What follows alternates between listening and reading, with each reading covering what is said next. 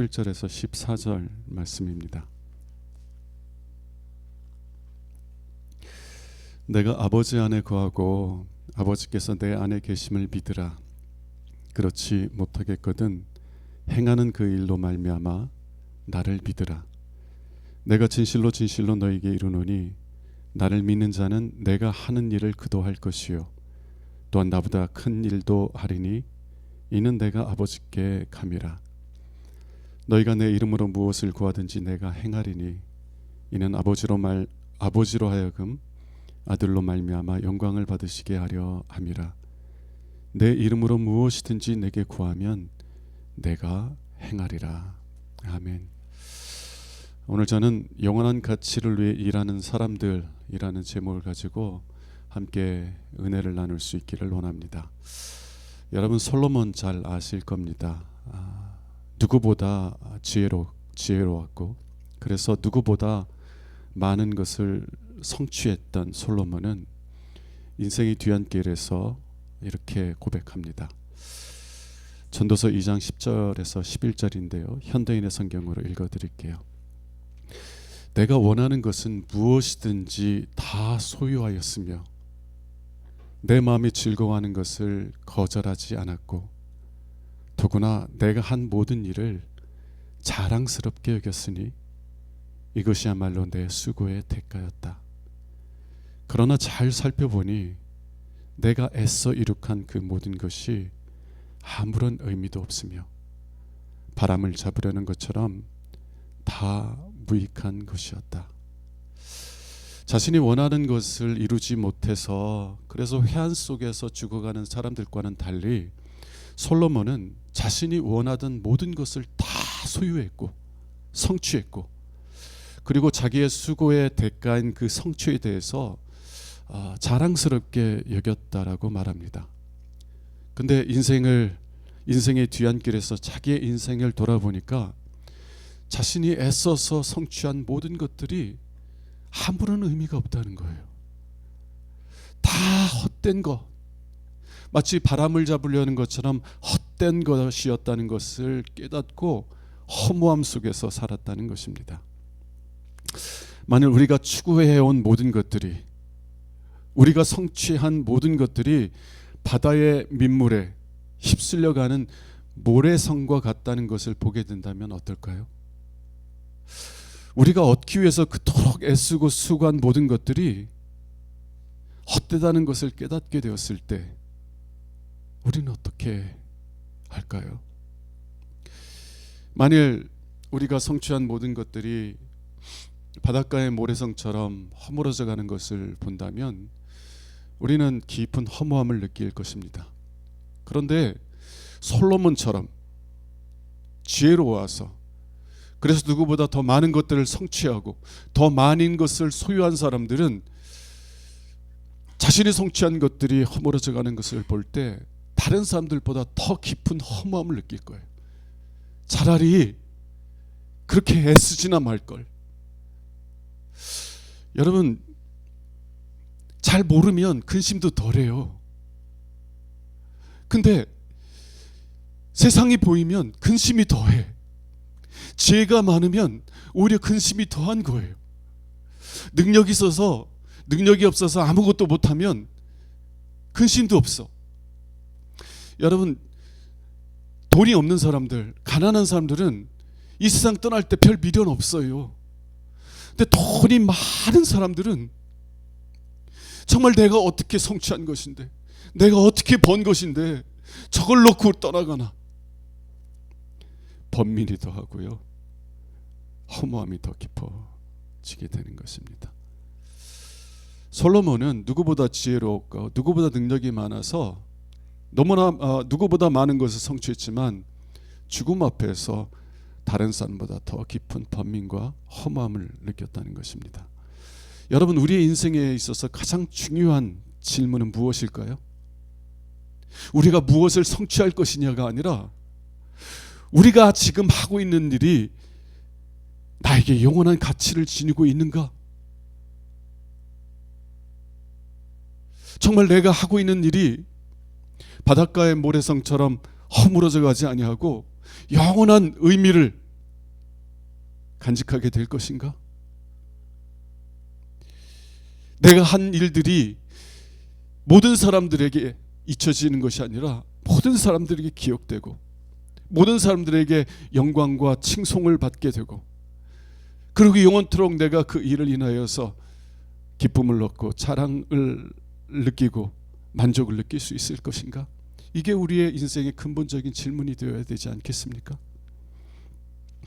오늘 본문 12절에서 예수님은 이렇게 말씀을 하십니다. 나를 믿는 자는 내가 하는 일을 그도 할 것이고 내가 하는 일보다 더 큰 일도 하게 될 것이다 라고 말씀하십니다. 예수님을 믿는 자는요, 예수님이 하는 일을 하게 될 것이라는 것이에요. 예수님이 하신 일은요, 영원한 가치를 가지고 있는 일들이었습니다. 2000년 전에 하신 일들이 지금도 많은 사람들을 변화시키고 있어요. 예수님이 하신 일들은 헛되지 아니하고 아직도 많은 사람들을 생명으로 이끌고 있고요. 또 하늘나라에서 영원토록 우리 주 예수 그리스도께서 하신 일들이 영광과 찬송을 받으실 것입니다. 예수님이 하시는 일은요, 예수님이 하신 일은 영원한 가치를 가진 일이었다는 것이에요. 근데 예수님 뭐라고 말씀하세요? 만일 너희들이 나를 믿는다면 너희들도 나처럼 영원한 가치를 지닌 일을 하게 될 것이다. 너희들도 너희들이 한 일로 인해 영원토록 영광과 칭송을 받게 될 것이고 너희들도 그 일로 인하여서 영원토록 만족을 얻게 될 것이다. 저는 오늘 본문의 말씀을 통해서 세 가지 질문을 하려고 합니다. 그리고 그 질문에 대한 답을 하려고 하는데요. 오늘 말씀을 통해서 여러분들은 예수님이 하신 일을 하도록 부르심을 받은 자들이라는 것을 고백하는 은혜의 시간이 되길 원하고요. 또 그런 부르심 속에서 부르심에 응답하여서 영원한 가치를 지닌 일들을 이루어나가는 복된 삶을 누려갈 수 있기를 주님의 이름으로 축원합니다. 첫 번째, 오늘 본문을 통해서 첫 번째 질문을 물을 텐데요. 누가 영원한 가치를 지닌 일을 할 사람들인가? 누가 영원한 가치를 지닌 일을 하는 사람들인가? 누가 예수님이 하시는 일을 하는 사람들인가? 라는 것입니다. 12절 말씀 보겠습니다. 내가 진실로 진실로 너에게 이르노니 누구? 나를 믿는 자. 나를 믿는 자는 내가 하는 일도 할 것이다. 내가 하는 일을 그도 할 것이다. 우리는 목사님이나 선교사님이나 전도사님 혹은 성숙한 그리스도인들, 매우 영적인 그리스도인들이나 하나님의 일을 할 수 있다고 생각을 해요. 아유, 나같이 하루 먹고 하루 살기 바쁜 인생, 나같이 믿음이 약한 인생이 무슨 하나님의 일을 하겠어요? 하나님의 일은 목사님이나 전도사님들이 하시고 나는 그냥 서포트만 하겠습니다. 그렇게 생각을 합니다. 근데 예수님께서 뭐라고 하세요? 내가 진실로 진실로 너에게 이르노니 목사들은 내가 하는 일을 할 것이다 라고 말씀하시는 거예요? 아니요. 나를 믿는 자, 예수를 믿는 자, 보통 그리스도인들, 예수를 믿는 사람이면 누구든지 예수님이 하는 일, 영원한 가치를 지닌 일들을 하게 될 것이라고 약속하고 있는 것입니다. 이 약속의 말씀은 특별한 그리스도인들에게 주어진 약속의 말씀이 아니라요, 바로 저와 여러분들처럼 평범한 그리스도인들에 대해서 주님께 주신 약속의 말씀이라는 것입니다. 두 번째 질문으로 나가 볼게요. 그러면 도대체 예수님이 하시는 일은 무엇입니까? 영원한 가치를 지닌 일이 무엇이에요? 예수님이 하신 일이 도대체 무엇이에요? 우리는 예수님이 하신 일들에 대해 생각하면 예수님께서 행하셨던 기적들을 생각하게 됩니다. 가나의 혼인잔치 때 물을 포도주로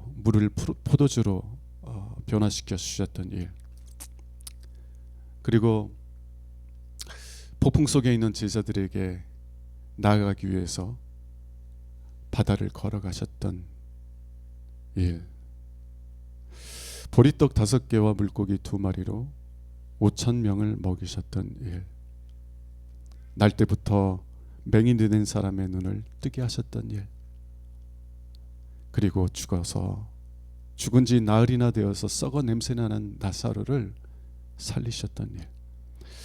예수님께서 행하신 이 일들에 대해서 생각을 하면 우리는 예수님이 행하신 그런 기적들에 대해서 생각하게 된다는 것이에요. 그래서 나를 믿는 자는 예수님처럼 기적을 행하게 될 것이다 생각을 하게 돼요.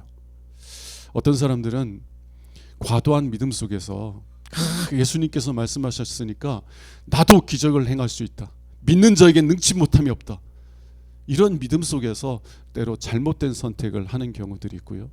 때로 어떤 분들은 아니 예수님을 믿으면 나도 예수님처럼 이런 기적을 행할 수 있다는데 왜 나는 그런 걸 못하나? 나는 정말 참된 그리스도인이 아닌가? 어떤 분들은 예수를 믿는 사람들이 방언을 못한다는 게 말이 되느냐, 예수 믿는 사람들은 다 방언을 해야 된다, 그렇게 말하면서요 마치 방언을 못하는 사람들은 그리스도인이 아닌 것처럼 이렇게 책망하는 분들이 있더라고요. 근데 예수를 믿으면 다 방언을 하나요? 고린도 전서 12장에 보면은요 사도 바울이 뭐라고 하냐면 하나님께서 각 사람에게 은사, 하나님의 성령께서 뜻하시는 대로 각 사람에게 은사를 주시는데 어떤 사람에겐 기적을 행하고 어떤 사람에겐 믿음에, 어떤 사람은 병 고치는 은사를, 어떤 사람은 방언, 어떤 사람은 통역의 은사들, 각종의 은사를 주셨는데 그런데 모든 사람이 다 병 고치는 자이겠느냐? 모든 사람들이 다 기적을 행하겠느냐? 모든 사람들이 다 방언을 하겠느냐? 무슨 말이에요? 예수를 믿는다고 그래서 성령께서 모든 사람에게 방언의 은사를 주시지 않는다는 겁니다. 어떤 사람에겐 방언의 은사를 주지만 어떤 사람에겐 믿음의 은사를 주세요. 또 어떤 사람에겐 사랑의 은사를 주세요. 예수를 믿는다고 해서 모든 사람이 방언을 하는 것도 아니고 예수를 믿는다고 해서 모든 사람이 기적을 행하는 것도 아닙니다. 근데 때로 잘못된 좀 하나님 말씀을 오해해서 잘못된 적용을 하는 그런 경우들이 있는데요. 아주 오래된 일입니다. 제가 어렸을 때 교회 학교에 있을 때 들었던 그런 이야기인데요. 실제 일어났던 일이라고 그래요. 그때는 뭐 차들이 별로 없으니까 걸어서 기도원에 가고 집회에 참석하고 이랬을 때예요. 이제 정말 믿음이 좋은 신실한 여성 3명이 그냥 하나님의 은혜를 사모하여서 산 깊숙한 곳에 있는 기도원에 이제 집회를 참석하려고 가는데 마침 그냥 비가 억수로 쏟아졌어요. 그래서 그 개울이 넘쳐가지고 급류가 막 흘러가는데 이분들이 너무 하나님의 은혜를 사모하니까 이분들 중에 한 분이 뭐라고 제안했냐면 예수 믿는 사람들에게는 능치 못함이 없다고 했다. 예수님께서 베드로도 물 위를 걸으라고 말씀하지 않으셨느냐? 그리고 베드로가 물 위를 걷지 않았느냐? 주님께서 허락하시면 우리 이 급류를 밟고 건너가서 집회에 참석할 수 있을 거야. 한 사람이 그렇게 얘기하니까 딴 사람들은 아니라고 그러면 믿음이 없을까 봐 알았다 그러고 무릎 꿇고서 그 급류 앞에서 간절히 기도했다고 그래요. 그리고 손을 붙잡고 함께 그 급류를 건너기 시작했는데요. 그분들이 물 위를 걷는 기적을 행했을까요? 안타깝게도 급류에 휩쓸려서 세 분이 다 생명을 잃었다라고 합니다. 나를 믿는 자는 내가 하는 일을 그도 할 것이다.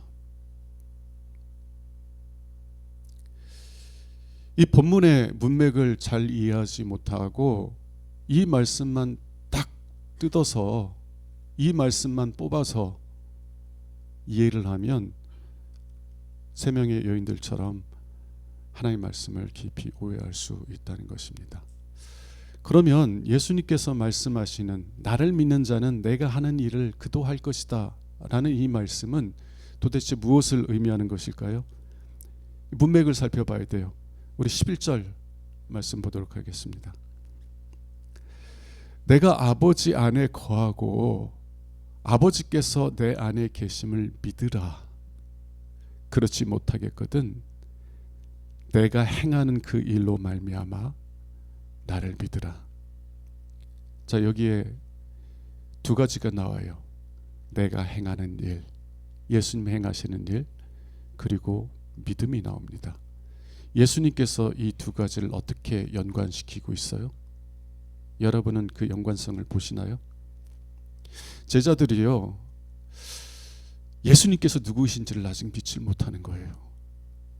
예수님께서 나는 아버지 안에 거하고 아버지께서는 내 안에 계신다. 그러므로 나를 보는 자는 곧 아버지를 보는 것이다. 나와 아버지는 하나이다 라고 아무리 말씀하셔도 제자들이 믿지를 못하는 거예요. 그러니까 예수님께서 뭐라고 하냐면 만일 너희가 나의 말을 통하여서 내가 누구인지를 믿지 못한다면 그러면 내가 행한 일들을 보고 믿으라는 것입니다. 예수님께서 행하시는 일의 목적이 뭐예요? 제자들로 하여금 믿게 하는 것입니다. 예수님께서 행하신 모든 일들은 제자들, 우리들로 하여금 믿음에 이르게 하기 위한 일들이라는 것이에요. 자, 이러한 연관성에서 12절을 한번 봅시다. 12절을 보면 내가 진실로 진실로 너에게 이르노니 나를 믿는 자는 내가 하는 일을 그도 할 것이요. 나를 믿는 자는 어떤 일을 한다고요? 사람들이 예수를 믿도록 돕는 일을 하게 될 것이라는 것이에요. 그 일들이 무엇이든 나에게 소중한 사람들, 나에게 가까운 사람들이 예수를 믿을 수 있도록 돕는 일들을 할 것이고, 이것이 예수님이 하신 일이고 이것이 영원한 가치를 지닌 일이라는 것입니다. 여러분, 세상의 모든 것은 바닷가에 세워진 모래성처럼 다 사라질 것이에요. 여러분들이 아무리 위대한 것들을 성취했다 할지라도, 여러분들이 아무리 많은 것을 소유하고 있을지라도 죽음과 함께 그 모든 것들은 사라져 갈 것입니다. 그러나 사람은 영원해요. 오직 사람만이 영원히 존재하게 될 것입니다. 어떤 사람은 지옥에서 영원히 살게 될 것이고 어떤 사람은 천국에서 영원히 살게 될 것이에요. 만일 여러분들이 누군가를 예수님을 믿도록 이끈다면, 누군가가 여러분들로 인하여서 예수님에 대한 믿음에 이르게 된다면 그 사람은 지옥에서 영원히 살아가는 것이 아니라 천국에서 영원히 살아가게 될 것이에요. 그리고 그 사람은 영원토록 여러분의 면류관이 될 것입니다. 그 사람은 이 세상만이 아니라 천국에서도 여러분들의 수고와 헌신이 헛되지 않았다는 것을, 여러분의 수고와 헌신이, 여러분들의 눈물과 아픔이 헛되지 아니하고 영원한 가치를 지닌 일이었다는 것을 증언해주는 증인이 될 것이라는 것이에요. 여러분들은 천국에서 그 사람을 볼 때마다 이 땅에서 흘린 눈물, 이 땅에서 겪은 모든 고난이 결코 헛되지 않았구나 깨닫게 될 것입니다. 그리고 영원토록 여러분의 면류관인 그 사람들을 인하여서 기뻐하며 만족하게 될 거예요. 이것이 예수님께서 하신 일이고 모든 믿는 자가 하게 될 일이라는 것입니다. 저희 어머니 얘기 또 할게요.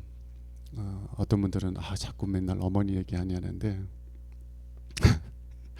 저희 어머니 초등학교도 못 나오셨고요.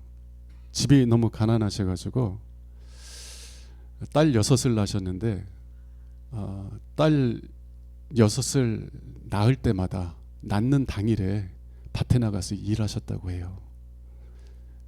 좀 출산하면 그래도 며칠은 쉬게 하는데 집이 가난해서 애를 낳고는 오전에 애를 낳았으면 오후에는 밭에 나가서 일을 하셨다고 합니다. 이제 아들인 저를 낳고는 처음으로 3일을 조리하셨다고. 근데 이 어머니께서 이제 투병 중에 이제 죽음이 임박하셨을 때 저한테 그런 얘기를 하시더라고요. 아들아, 엄마가 많이 미안하다. 내가 배운 게 없어서 너에게 많은 가르침을 주지 못했고 너를 더 좋은 길로 인도하지 못해서 미안하다. 내가 가난해서 너에게 많은 것을 주지 못하고 너에게 많은 것을 물려주지 못해서 미안하다. 돌아가시기 얼마 전에 저한테 그런 말씀을 하시더라고요. 근데 제가 그 어머니의 말씀에 뭐라고 말했냐면 어머니 그런 말씀 하지 말라고. 어머니가 없었으면 저는 예수님 못 만났을 거라고. 어머니가 고난 속에서도 믿음을 잃지 아니하고 예수님 바라보며 믿음의 삶을 살았던 그 신앙의 표본을 통해서 저도 예수님을 만나게 됐다고. 그리고 예수님을 만나보니까 예수님보다 더 귀하고 소중한 것이 없더라고.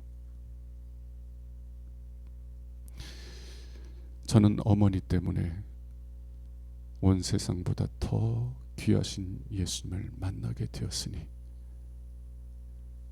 비록 어머니가 배우지 못해서 가난해서 저에게 다른 어머니보다 더 많은 것을 주지 못했을지라도 저는 오히려 어머니에게 감사하고 감사합니다. 왜냐하면 예수를 만나게 해주셨기 때문에. 이제 제가 천국에 가서 이제 어머니를 보면 저희 어머니 참 저희 어머니 세대 분들 다 그런 어려움 속에 사셨잖아요. 6.25를 겪으시고 참 많은 아픔들을 겪으셨어요. 근데 그 아픔 속에서도 믿음을 지키기 위해서 인내하며 정말 고난을 겪었던 모든 것들이 저를 볼 때 헛되지 않았구나. 내가 그 믿음의 수고로 인하여서 내 그 믿음의 인내를 통해서 내가 이 아들을 낳았구나. 내 이 아들을 예수 그리스도께로 인도했구나. 어머니는 저를 볼 때마다 제가 어머니의 면류관이라는 사실을 고백하게 될 것입니다. 어머니의 수고가 결코 헛되지 아니하고 영원한 가치를 지닌 일이었다는 것을 고백하게 될 거예요. 그리고 저를 볼 때마다 영원토록 기뻐하며 만족을 얻게 될 것입니다. 예수님이 하신 일이 뭐예요? 예수를 믿는 자들이 하게 될 일이 무엇입니까? 우리에게 소중한 사람들, 우리가 사랑하는 사람들, 우리에게 가까운 사람들을 예수를 믿는 믿음으로 이끄는 일들입니다. 오직 그 일만 영원한 가치를 지닌 일이 될 것이에요. 자, 마지막으로 세 번째, 그러면 우리는 어떻게 사람들을 믿음으로 이끄는 일을 하게 될 것인가?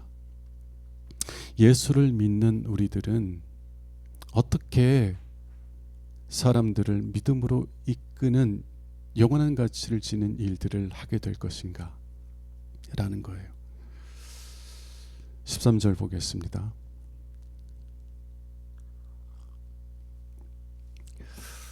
너희가 내 이름으로 무엇을 구하든지 내가 행하리니 이는 아버지로 하여금 아들로 말미암아 영광을 받으시게 하려 함이라. 예수님은요, 우리를 예수님이 하시는 일을 하도록 부르시면서 너희들이 알아서 해라, 내가 사명 주었으니 너희들이 알아서 해라 라고 말씀하지 않으세요. 예수님은 우리를 그 소명으로 부르시고 그 소명을 능히 감당할 수 있는 은혜를 주신다는 거예요. 무엇을 통해서? 기도를 통해서요. 기도하는 자, 기도를 통해서 하나님께서 우리에게 필요한 것들, 우리가 영원한 가치를 지닌 일들을 하기 위해 필요한 일들을 공급해 주신다는 거예요. 그런데 주님께서 하신 말씀은 어때요? 무엇을 구하든지, 너희가 내 이름으로 무엇을 구하든지 다 응답하리라 말씀하시는 거예요. 얼마나 놀라운 약속의 말씀입니까? 근데 이 말씀을 또 보면서 우리는요, 우리가 원하는 것만 듣는 성향이 있어요. 다른 말들은 다 제껴놓고 내 마음이 원하는 것만 쏙 뽑아서 듣습니다. 이 사람이 참 희한한 게요, 저도 그래요. 누구나 다 그래요. 남의 이야기를 이제 귀담아 듣잖아요. 엿듣잖아요. 그러면 거의 대부분이 잘못 들어요. 잘못 들어요. 왜 그래요? 우리는 우리가 듣고 싶은 것만 딱 들으려고 하는 그런 성향이 있기 때문에 그렇습니다. 여러분, 오늘 말씀도 그래요. 너희가 내 이름으로 무엇을 구하든지 내가 행하리라. 얼마나 놀라운 약속의 말씀이에요. 내가 기도하면 하나님께서는 내가 기도하는 것이 무엇이든지 다 응답해 주신대. 근데 그렇게 믿고 기도하다가 아무리 기도해도 하나님께서 응답해 주지 않는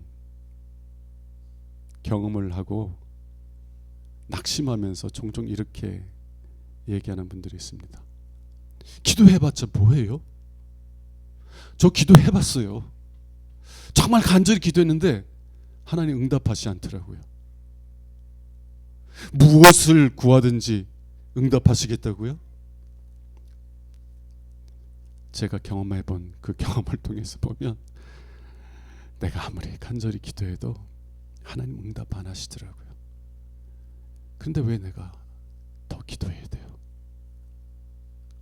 그리고 기도의 자리를 떠나는 분들이 있습니다. 여러분, 오늘 말씀도요, 문맥 속에서 봐야 돼요.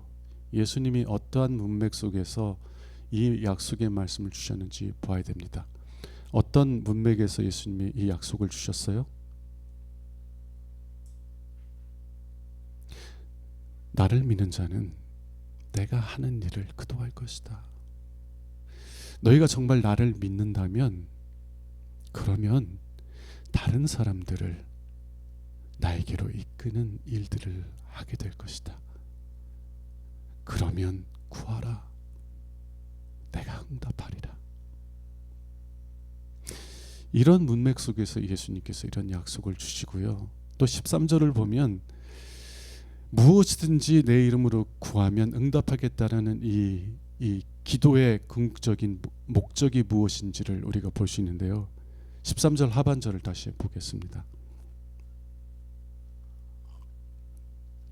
이는 아버지로 하여금 아들로 말미암아 영광을 받으시게 하려 함이라.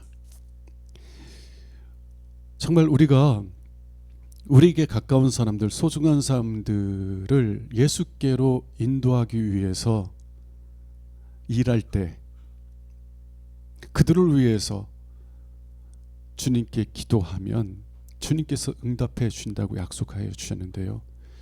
그 기도의 응답의 목적은 뭐예요?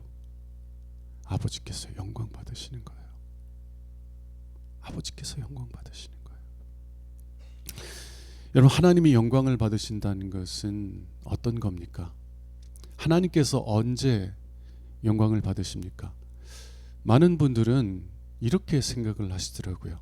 내가 하나님께서 기뻐하시는 어떠한 일들을 하고 내가 하나님을 위해서 정말 희생을 해야만, 그래야만 하나님께서 영광을 받으신다고 생각을 해요. 그런가요? 우리가 하나님을 위해서 어떠한 희생을 해야만, 그래야만 하나님이 우리를 통해서 영광을 받으시나요? 부모와 자녀와의 관계를 보세요. 희생은 부모가 하는 거예요.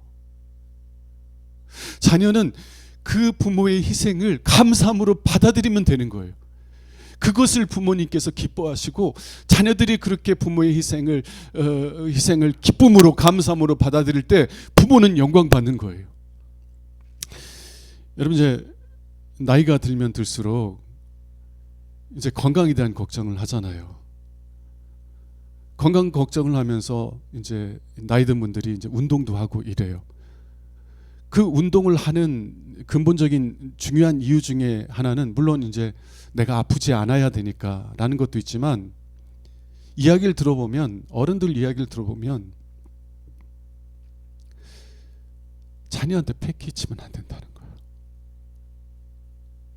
내가 아파서 자녀들이 나 때문에 희생하면 안 된다는 거예요. 희생은 내가 해야지. 왜 자녀들이 나로 인하여 희생하게 만드는 나인가? 그래서 운동을 별로 좋아하지 않는 분들도요, 나이가 들면 운동을 다시 시작하더라고요. 운동하기 싫은데 이러다가 이 자녀 고생시킬 것 같으니까, 이 자녀 희생하게 만들 것 같으니까, 그러니까 억지로 운동하는 분들이 있다는 것이에요. 여러분, 하나님도 마찬가지입니다. 하나님은 우리에게 희생을 요구하지 않으세요. 우리에게 번제를 요구하지 않으시고 우리에게 희생제물을 요구하지 않으세요. 오히려 하나님은 당신의 아들 예수 그리스도를 우리를 대신하여 희생제물로 내어주시는 하나님이신 줄로 믿습니다. 언제 하나님께서 영광 받으세요? 그 하나님의 희생에, 그 하나님의 희생을 믿음으로, 감사함으로 받아들일 때 하나님께서는 영광 받으시는 거예요. 다르게 표현하면 우리가 하나님으로 인하여 만족을 얻을 때 하나님께서는 영광 받으신다는 것입니다. 여러분, 예수님께서 너희가 내 이름으로 기도하면 기도하는 것이 무엇이든지 내가 응답하리라 라고 약속을 하셨어요. 그 궁극적인 목적은 그 기도를 통해서 아버지가 영광을 받게 되실 것이다 라고 말씀하셨습니다. 전 여러분들에게 물을게요. 여러분들 하나님에게 만족을 얻고 있습니까? 예수님을 믿는다는 것은요, 단순히 지적으로 예수님이 계시고 예수님이 우리를 위해서 십자가에 달려 죽으셨고 예수님께서 우리의 주인이시고 지적으로 동의하는 것이 믿음이 아니라고 제가 말씀드렸습니다. 믿음은 예수님을 내 삶의 중심에 받아들이는 거예요. 예수님을 나의 참된 보화로 내 중심에 받아들이는 것입니다. 예수님께서는 누구든지 목마르거든 내게로 와서 마시라 부르셨어요. 오직 예수님만이 내 영혼에 참된 만족을 주시는 생수인 것을 고백하며 나에게 나오라. 그리고 내가 주는 생수 곧 예수님의 영 성령을 받아라. 누가복음 11장에 보면 찾으라 그러면 찾을 것이요 두드리라 그럼 열릴 것이요.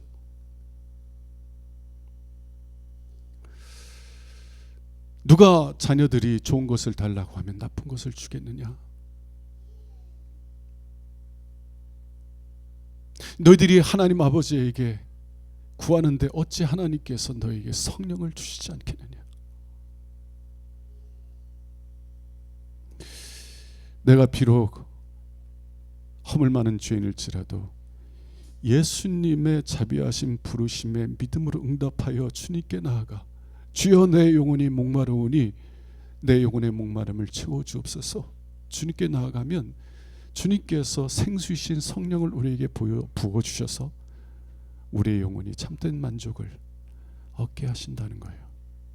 그리고 여러분들이 그렇게 예수를 여러분 중심에 모심으로 여러분 영혼의 참된 만족을 얻게 되면 여러분들의 기도가 달라질 거예요. 여러분들의 자녀를 위한 기도가 달라질 거예요. 여러분들이 정말 예수님이 나의 참된 만족이심을 경험하면 자녀를 위한 건강, 자녀의 건강, 자녀의 진로, 이것이 첫 번째 기도 제목이 되지 않을 거예요. 여러분들의 첫 번째 기도 제목은, 여러분들의 자녀를 위한 첫 번째 기도 제목은, 하나님, 내 아이도 예수 만나게 해주세요. 예수 만나게 해주세요.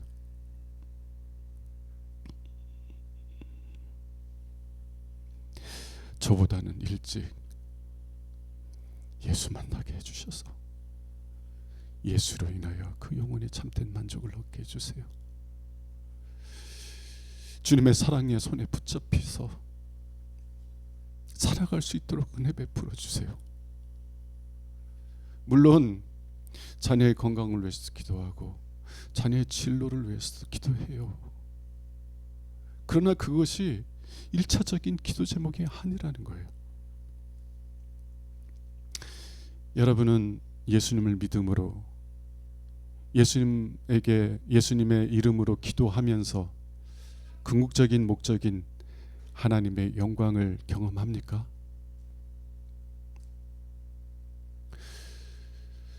여러분들이 오직 예수만이 여러분의 참된 영혼의 만족이 되신다는 것을 경험할 수 있어야만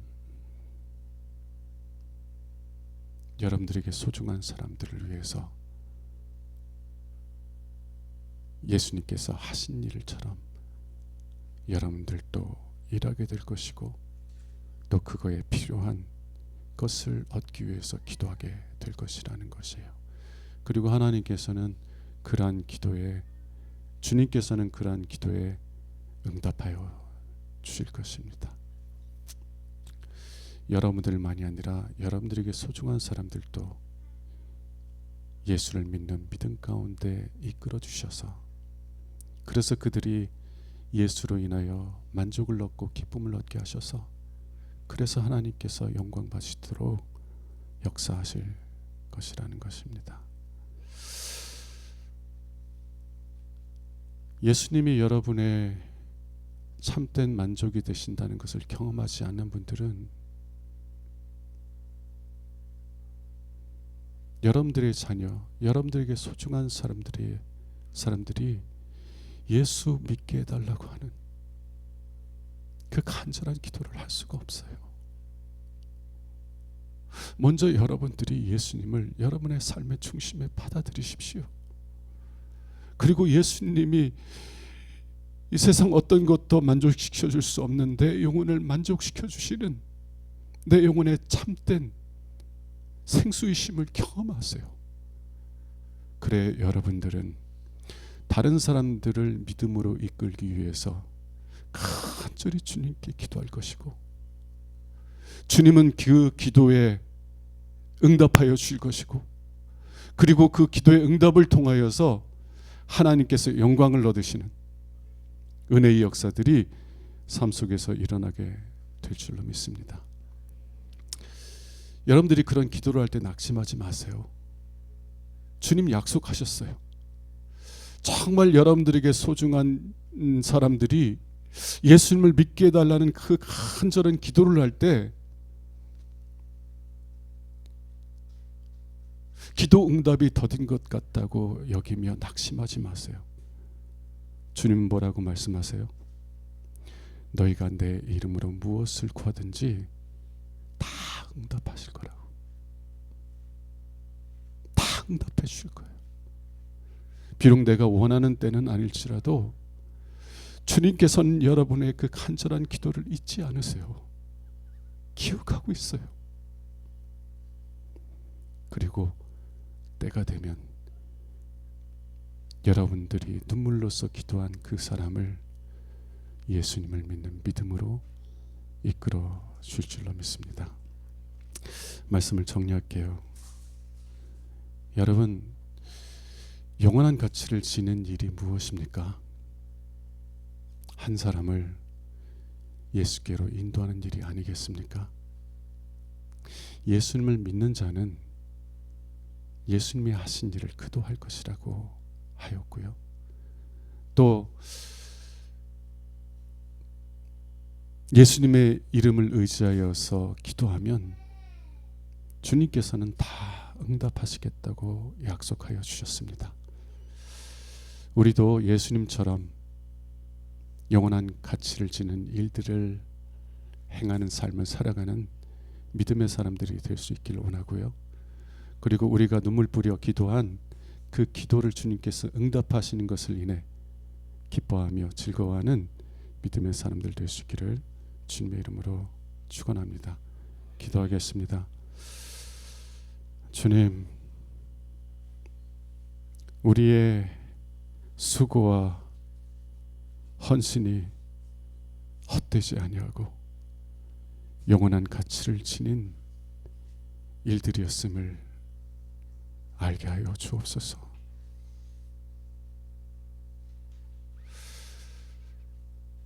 우리의 믿음의 삶을 통해서 예수님께로 나온 이들이 우리의 면류관임을 고백하며 그 사람들을 통하여서 우리가 영원한 즐거움과 만족을 얻게 하옵소서. 또 주님께서 내 삶에 참된 보배가 되심을 고백하며 나에게 소중한 사람들을 위해 눈물로써 기도할 수 있는 저희들 될 수 있게 하여 주옵소서. 그래서 주님 약속하셨잖아요. 주님의 이름으로 기도하면 반드시 응답하신다고 약속하여 주셨잖아요. 주님의 약속의 말씀을 신뢰하며 낙심하지 아니하고 우리의 소중한 사람들의 믿음을 위해서 눈물의 기도를 드릴 수 있는 저희들 될 수 있도록 은혜 베풀어 주옵소서. 우리 주 예수 그리스도 이름으로 기도합니다. 아멘.